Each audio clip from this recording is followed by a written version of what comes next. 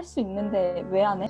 이것 때문에 또 다른 차별이 생겨나고 장애를 불편하다고 생각할 수밖에 없는 구조인 것 같아요. 주류, 비주류로 나뉘어져 있는 거에 그런 인식적인 문제도 있고 권리가 아니고 배려로 인식되는 경향이 사실 우리 모두는 언제나 신체적인 제약이 올 수 있는 예비장애인이라고 생각이 들었기 때문에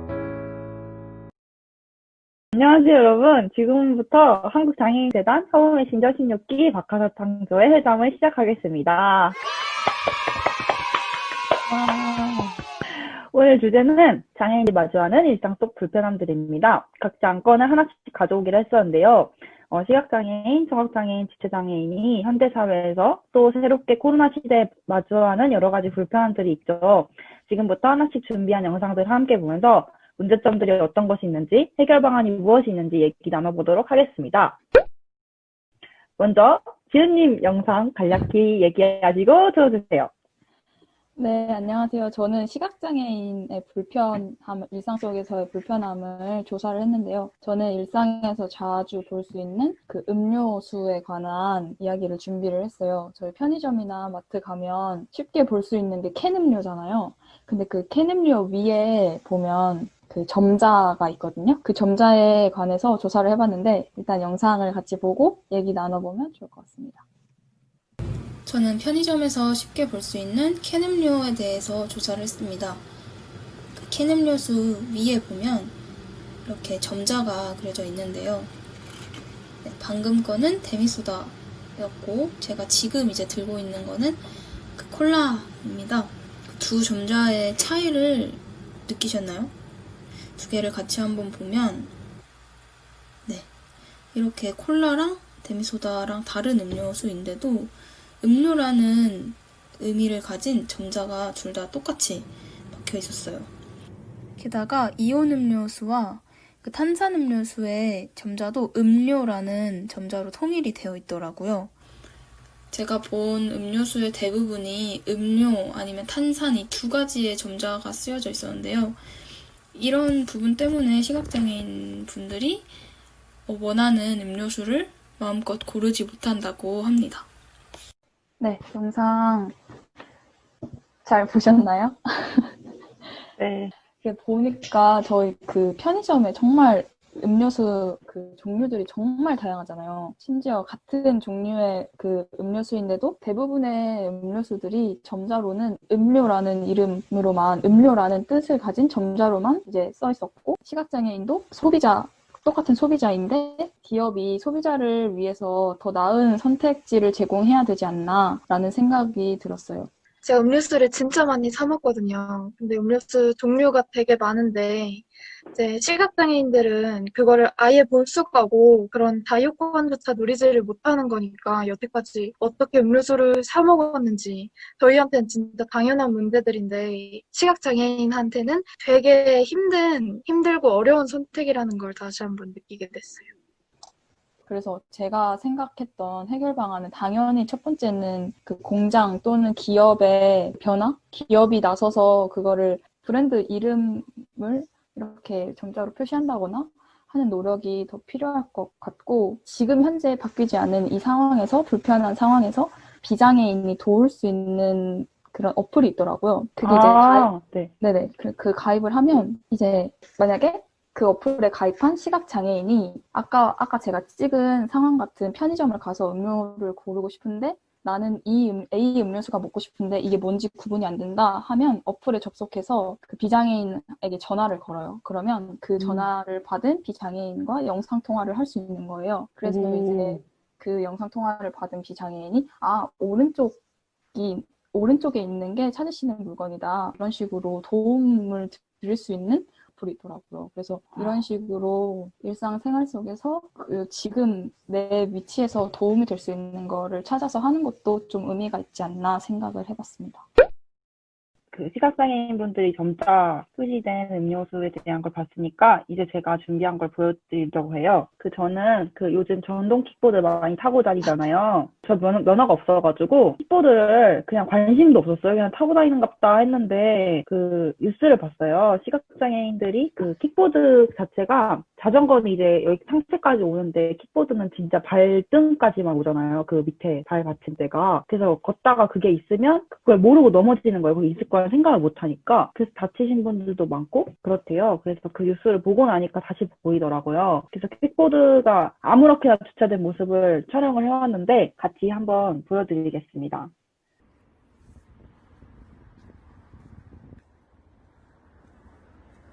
이렇게 주차해놓으면 누가 치우라는 건지 알 수가 없습니다. 정말 아무렇게나 주차돼 있군요.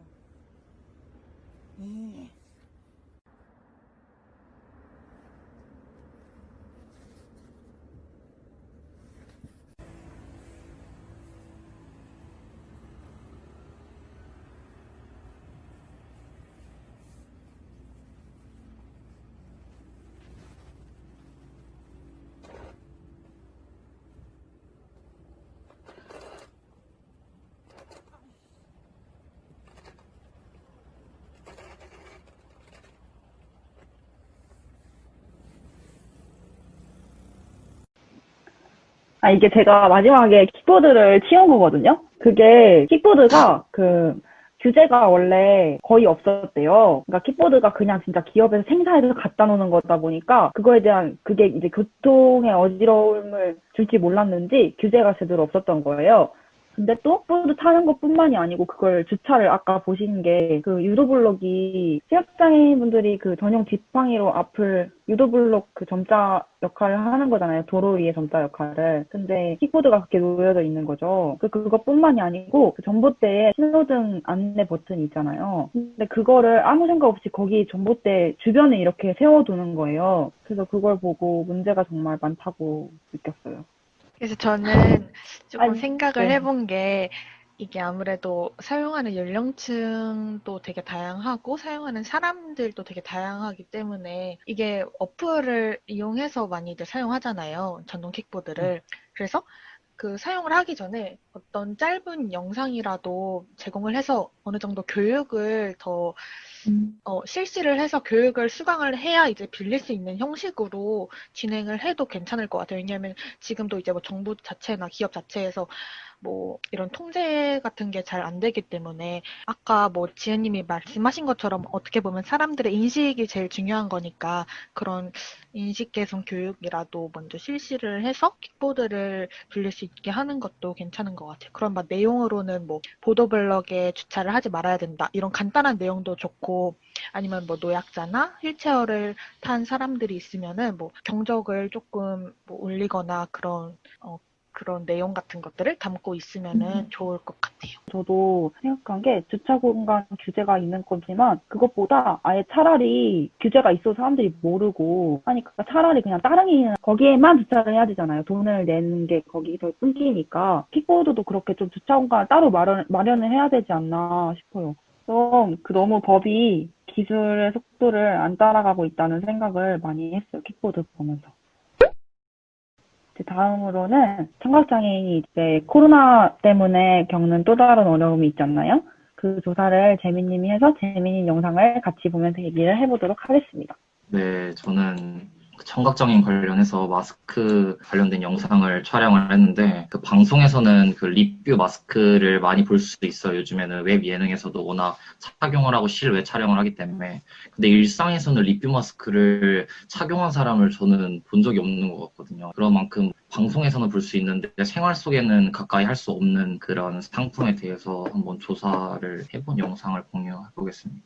저희 동네에 있는 다이소를 한번 가봤어요. 리뷰 마스크를 찾아서 다이소를 먼저 한번 가보려고 합니다. 마스크 종류가 진짜 많아요. 근데 이 중에 리뷰 마스크가 없어서 직원분들에게 여쭤봤습니다. 그런데도 없다고 말씀하시고 진열되어 있는 상품이 많지만 저게 전부라고 말씀해 주시네요. 그래서 제가 고민을 하다가 저희 동네에 있는 다양한 약국들도 방문을 해봤는데 역시 보는 것처럼 리뷰 마스크는 찾을 수 없었습니다.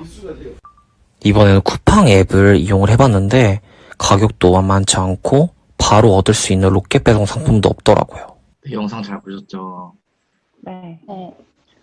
네, 이렇게 뭔가 생활 속에서 정말 상품이 다 있는 매장이라고 유명하게 알려져 있는 곳에서도 마스크 종류가 뭐 30종류 뭐 넘게 있었는데도 찾아볼 수 없었고, 또 약국도 제가 대형 약국만을 찾아가봤는데도 없었어요. 그리고 구매 대행 사이트도 여러분들 다 아시는 사이트임에도 불구하고 가격이 10,000원, 20,000원대 대량으로도 아니었거든요. 그 가격에 비해서. 그래서 뭔가 직접적으로 보고 살 수도 없고, 그 상태가 그 사이즈의 종류에 따라서 또 나눠져 있지 않아서 사람의 사용할 수 있는 크기가 다 다양한데 그걸 직접적으로 착용도 할 수 없고 실제로 눈으로 볼 수도 없는 문제가 좀 컸던 것 같아요. 그래서 생활 속에서 밀접이 되어 있지 않은 게 가장 큰 문제여서 이 마스크가 리뷰 마스크가 필요한 거는 뭐 가장 중요한 게 이제 의사소통인데 생활 속에서 이제 의사소통은 저희가 필수적인 요소이고 또 의사 전달에 함에 있어서 가장 기본적으로 깔고 가는 그런 저희가 가지고 있는 생활 방식인데 그거에 있어서 뭔가 그걸 도움을 주는 도구인 리튬 마스크가 찾을 수 없는 게 지금 문제가 발생을 하고 있는 것 같아요. 그래서 저는 이런 문제에 대해서 해결을 어떤 식으로 진행을 하면 좋을지 생각을 해봤었는데 일단 가장 생활 속에서 가장 밀접하게 연결을 시키는 게 가장 중요한 것 같아서 약국이라든지 뭐 소형, 대형 뭐 우리가 알고 있는 그런 구매 대행 사이트 앱 그런 것들에 대해서 뭔가 수요 공급하고 같이 연결을 짓는 게 중요한 것 같아서 이게 진짜 필요하다라는 거를 판매자들도 인지를 해야 되는 것 같고 뭔가 현실적으로는 뭔가 수요와 공급을 조금 인지하고 제조업과 소비자의 그 사이 관계가 좀 인지만 된다면은 해결될 수 있을 거라고 생각합니다. 이렇게 막 저희 코로나 시대에 와가지고 마스크가 되게 당연시 착용되는 거고 필수적인 이제 의무품이 됐는데 이것 때문에 또 다른 차별이 생겨나고 또 청각장애인들이 어떻게 이제 의사소통을 할 때 그런 법 제도적으로나 아니면은 뭐 국제적으로도 개선이 매우 필요하다고 생각이 들어요. 이제 저희 지체장애인이 겪는 불편한 영상을 보려고 해요. 선미님이 영상을 보여주시면 될 것 같습니다. 먼저 저는 지하철역의 휠체어 리프트를 카메라에 담아봤는데요. 영상으로 먼저 보여드리겠습니다. 저는 지하철역의 휠체어 리프트와 엘리베이터를 영상에 담기 위해서 제가 자주 다니는 세류역으로 향했는데요. 일단 세류역은 장애인 전용 개찰구 바로 옆에 엘리베이터가 있어서 별다른 불편함은 없어 보였습니다. 이 점은 굉장히 좋았지만 다시 지하철을 타기 위해서 계단을 따라서 내려가다 보면 아까 개찰구 옆에서 보았던 엘리베이터를 마주할 수 있는데요. 즉 지하철을 타기 위해서는 엘리베이터가 아니라 결국에는 이렇게 보시는 것과 같은 휠체어 리프트를 사용해야 한다는 점을 알 수 있었습니다. 옆에는 직원을 호출할 수 있는 버튼과 간단한 사용법이 안내되어 있는데요. 세류역 같은 경우는 그나마 다행인 게 휠체어 리프트를 사용할 수 있는 계단의 폭이 비교적 넓다는 점이었습니다. 비교적 안전한 환경에서 휠체어 리프트를 사용할 수 있어 보였고 반대편에도 똑같이 휠체어 리프트가 설치되어 있는 모습을 확인할 수 있었습니다. 저는 세류역 다음으로 수원역으로 가보았는데요. 수원역은 세류역에 비해서 비교적 규모가 큰 역사라서 휠체어 리프트 대신 엘리베이터가 곳곳에 설치되어 있는 모습을 확인할 수 있었습니다. 특히 타는 곳마다 2개씩 설치된 엘리베이터가 있어서 비교적 이용에 편리해 보였지만 이용 인원에 비해 크기가 작아서 실제 이용에는 다소 불편함이 있어 보였습니다. 일단 지하철역의 휠체어 리프트의 가장 큰 문제는 휠체어 장애인의 생명권이 위협받는다는 사실입니다. 그리고 실제로 휠체어 리프트를 사용하기 위해서는 그 리프트기 옆에 있는 호출 버튼을 눌러서 역무원과 소통을 하고 역무원의 도움을 받아서 이용을 해야 하는데 실제로 호출 버튼이 눌림에도 불구하고 역무원과 제대로 된 의사소통을 할 수 없는 경우가 굉장히 많았고 휠체어 리프트가 좀 크기가 다소 작아서 더욱 위험이 가중된다는 문제점이 있다고 합니다. 그래서 저는 이런 휠체어 리프트의 해결 방안으로 전 지하철역에 엘리베이터 설치를 의무화해야 한다고 생각을 했는데요. 가장 중요하게 생각하는 것은 배려하는 차원이 아니라 당연한 이동한 권리로 봐야 된다는 인식이 가장 중요하다고 생각합니다. 저는 영상을 보면서 또 생각이 든 게 어떻게 보면 리프트를 이용을 하면 누군가의 도움이 필요하다는 생각을 가질 수 있게 하는 것 같아서 근무하는 분들을 불러야 한다든지 호출을 해야 된다든지 이런 점 자체가 사실 장애인이 직접 스스로 리프트를 사용할 수 없게 한다는 단점도 있는 것 같아서 그 부분에 대한 보완도 조금 필요할 것 같다는 생각을 했어요. 그러니까 휠체어 리프트 자체가 애초부터 조금 잘못된 게 그게 비장애인들이 이용하는 계단 위에 추가적으로 설치되는 거기 때문에 근본적인 문제가 해결될 수가 없어요. 네, 지수님이 준비하신 영상을 함께 보도록 하겠습니다. 저는 장애인 화장실에 대한 영상을 가지고 와봤는데요. 여러 가지 이제 불편한 점들을 담은 영상인데 영상 같이 보시고 해결 방안도 같이 생각해 보는 걸로 할게요. 제가 방문한 화장실은 점자블럭의 설치 및 공간의 확보가 이루어지지 않은 곳이 대부분이었습니다. 이에 대한 관련 뉴스 영상 함께 볼게요. 하면서 장애인 화장실 설치율을 90%까지 끌어올렸는데 사용은 불가한 무늬만 장애인 화장실이 수두룩했습니다. 장애자 화장실이잖아요. 장애자가 화장실을 못 쓰게 하고 여기를 공간을 하는데 물도 안 나오고. 인근 건물 화장실도 마찬가지. 걸레며 비닐봉지에 창고처럼 짐이 쌓여 손을 씻기도 어렵습니다. 손이 닿질 않아요. 안전 손잡이가 떨어져 나갔고 지지대가 이게 없으니까 일어설 때 여기 있어야 붙잡고 일어서는데 중증 장애인이 열고 닫기도 버거운 철문 화장실에 문이 아예 닫히지 않는 곳도 있습니다.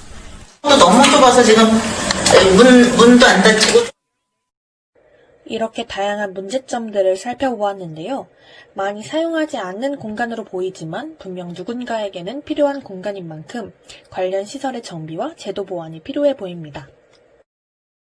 네, 저희가 이제 영상을 같이 봤는데 이런 다양한 문제점들을 조금 해결하기 위해서는 이제 신체적 활동에 제약이 있는 사람들을 위해서 법적 기준에 맞는 시설 개선을 통해 불편함을 최소화해야 된다고 생각을 했어요. 단순히 시설을 설치한다, 이게 끝나는 게 아니라 정부 차원에서 이러한 정기적인 점검도 같이 필요하다고 생각을 했어요. 그리고 개인의 문제를 넘어서 이 지역 사회의 문제로 받아들여야 되는 것도 중요하다는 생각을 하게 되었습니다.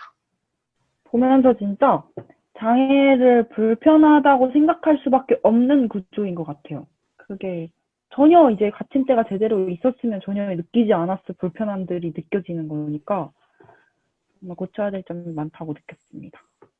근데 그 설치가 아예 안 된 상황이 아니라 설치가 된 상황인데 관리가 제대로 안 되는 지금 같은 상황이면 이건 저는 거의 90% 이상 인식의 문제라고 생각을 하거든요.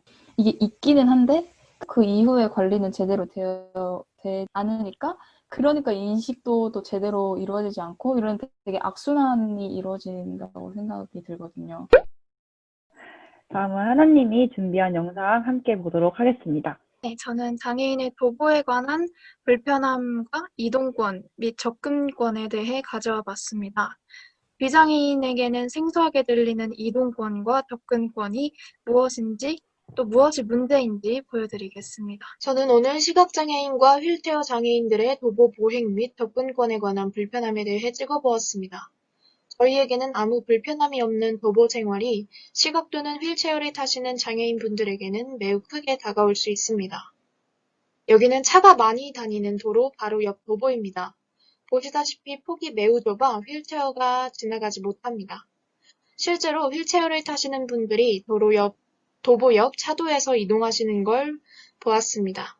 또한 이렇게 도로폭이 좁고 바로 옆에 차도가 있는 곳이라면 펜스가 있어야 하는데 없어서 참 위험해 보였습니다. 또 여기 길목에는 신호등이 없는 횡단보도가 많았습니다. 다른 길목 또한 차가 많이 지나다니지만 신호나 횡단보도가 없었습니다. 이처럼 보차도가 분리되지 않은 곳들을 많이 보실 수 있습니다. 다른 불편함도 보겠습니다. 네, 여기는 버스 정류장인데 점자 표시가 없었습니다. 골목길에서 중요한 비상벨 또한 점자 표시가 없었고 더군다나 위치가 높은 곳에 있어서 휠체어를 탄 분에게는 적합하지 않아 보입니다. 장애인의 이동권 및 접근권을 위해 앞으로 많은 개선이 있어야 할 것 같습니다. 감사합니다. 네, 보셨나요? 영상이 그 길이 진짜 위험해 보이는데 사실 그게 정말 저희 주변에 그런 길이 되게 흔한 길이잖아요. 버튼 높이가 진짜 문제인 것 같아요. 맞아요. 이런 도보권과 이동권의 제약을 받는 위험을 줄이기 위해서는 도보 재정비가 필요하다고 생각합니다. 최소 도로폭을 정해서 휠체어가 잘 이동할 수 있도록 또 위험하지 않도록 해야 할 것 같고 또 저렇게 도로 바로 옆에 도보가 있는 경우에는 펜스가 설치되어서 안전할 수 있도록 제도적 보완이 필요하다고 생각합니다. 그 외에도 버스 정류장의 점자 표시와 비상벨 높이 등 장애인의 접근권을 용이하게 하기 위해서 점자 표시 추가와 높이 조정 등이 필요한 것 같다고 생각합니다. 캐나다가 장애인이 살기 좋은 나라라는 기사를 봤어요. 그게 장애를 장애로 느끼지 않게 하는 생활 환경이 기반이 마련되어 있는 거예요. 그래서 저희 나라도 좀 본받아서 좀 하나씩 고쳐가야 되지 않나 싶습니다. 여러분 다 서로 영상 잘 보셨죠? 네. 네. 저도 저 허브 메신저 하면서 되게 세상을 바라보는 그 또 다른 안경을 쓴 것 같다는 느낌이 들었거든요. 안 보이던 게 확 보이게 되니까. 그럼에도 불구하고 이제 각자 좋아서 하신 걸 보니까 또 안 보였던 게 아직도 많다고 많이 느꼈어요. 여러분은 어떠셨는지. 너무 인위적인 설정인가요? 돌아가면서 하는 거예요. 아니, 왜냐면, 왜냐면, 제가 끝! 이러기에는 좀 각자 소감 같은 거를 조금씩 맞아요. 얘기해 주시면 어떨까 해서요. 간단하게라도 지금. 저 먼저 얘기해도 될까요? 네, 제가 이렇게 돌릴게요. 지훈님 먼저. 저는 그 영상 쭉 보면서 든 생각이 항상 뭐 코로나 같은 상황도 그렇고 아니면 어떤 지하철이나 화장실 같은 시설들을 지을 때 일단 비장애인이 편한, 또 비장애인을 위한 걸 일단 먼저 짓고 혹은 그 비장애인을 위한 뭐 재난 안전 수칙들을 정하고 그게 좀 안정이 되면 그 다음에 이제서야 이제 장애인을 위한 뭐 법을 만든다든지 다른 시설을 그 위에다가 더 설치를 한다든지 하는 것 같아요. 이런 식으로 장애인의 문제는 장애인의 생활은 늘 비장애인의 생활의 편리 뒤에 오는 것 같다는 생각이 들었어요. 적어도 앞으로 새롭게 생겨날 뭐 법안들이나 규칙이나 아니면 뭐 시설들 뭐 이런 편리한 도구들 같은 거는 아예 애초에 처음 시작할 때부터 장애인과 비장애인 모두 함께 편할 수 있는 방향으로 시작을 해야 되지 않나 그런 생각이 들었습니다. 저는 그냥 저희가 조사한 내용이 진짜 되게 사소한 내용이라고 생각을 하거든요. 생활하고 되게 밀접해져 있지만 솔직히 안 보려고 한다면은 지나칠 수 있는 문제들일 정도로 정말 사소한데 뭔가 주류, 비주류로 나뉘어져 있는 거에 그런 인식적인 문제도 있고 그런 문제점을 조금이라도 깊게 생각을 하면서 뭔가 사안에 대해서 시행을 하면은 서울, 경기 각자 지자체가 동시에 발전하고 편리하게 살아갈 수 있는 생활이 될 수 있을 것 같습니다. 네, 저희가 각자 장애인의 시선으로 일상에서의 불편함을 찾아보았는데 집중해서 찾아보지 않아도 쉽게 찾게 된 것이 저는 조금 되게 안타까웠어요. 그래서 저희가 이렇게 논의하지 않은 많은 일상 속에서 장애인은 더욱 불편함을 느낄 것이고 장애인의 생활권과 모든 자유를 지금보다 더 누릴 수 있는 나라가 되었으면 좋겠다고 생각을 하고 하지만 아직도 한국은 장애인의 차별을 사라질 수 있도록 하는 제도적, 비제도적 측면이 부족하다고 생각이 듭니다. 그래서 이번에 저희가 인식 개선 사업을 통해서 이런 비제도적인 측면에서라도 도움이 될 수 있는 시간이 되었으면 좋겠다고 생각이 들었습니다. 이번 활동을 통해서 굉장히 많은 것들을 좀 더 세심하게 살펴볼 수 있었던 것 같고, 오늘 영상을 보면서 되게 어떤 디자인이나 시설 같은 것들이 비장애인에 기반한 어떤 2차적인 문제로 바라보기 때문에 불편한 점들이 많이 발생되지 않았나 이런 생각이 들었어요. 사실 우리 모두는 언제나 신체적인 제약이 올 수 있는 예비장애인이라고 생각이 들었기 때문에 굳이 나와 다른 사람의 것이라는 생각보다는 어떻게 보면 나의 일이라고 생각을 하는 게 좀 더 나은 사회를 만들 수 있지 않을까 생각을 하게 되었습니다. 일단 비장애인이라면 조금만 조심하고 신경 쓰면 해결될 일이지만 장애인에게는 그 문제들이 굉장히 크게 다가오고 생명이 달린 심각한 문제가 될 수 있다는 점에서 저희 모두가 경각심을 가질 필요가 있다고 생각했습니다. 모든 것들이 비장애인을 기준으로 맞춰지다 보니 장애인을 위한 시설이나 도구나 인식이나 그런 것들이 약간 권리가 아니고 배려로 인식되는 경향이 있는 것 같습니다. 배려가 아닌 당연히 누려야 할 권리로 인식해야 한다고 생각합니다. 네, 저희 지금까지 얘기 나누면서 각자 소감을 얘기를 해봤는데요. 이런 문제들을 저희뿐만 아니라 저희도 이제 주변 사람들한테 얘기를 하고 많이 문제의식을 노출시켜야 될 것 같습니다. 이런 문제들을 모두가 직시하지 않으면 지속적인 차별이 재생산될 것이기 때문에 모두가 관심을 갖고 노력하길 바라면서 오늘 회담은 여기서 마치도록 하겠습니다. 수고하셨습니다.